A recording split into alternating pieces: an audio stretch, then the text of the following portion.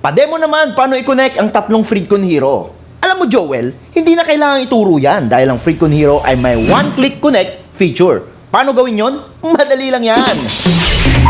Una natin gagawin, iset muna natin sa pairing mode ang tatlong Freecon Hero natin. By pressing power button for about 8 seconds o hanggang mag-blink ang red and blue light indicator neto. At kapag nasa pairing state na ang tatlong Freecon Hero natin, ang susunod natin gagawin ay pindutin lang ang intercom button ng isa sa Freecon Hero natin. At siya na ang magiging host ng ating connection.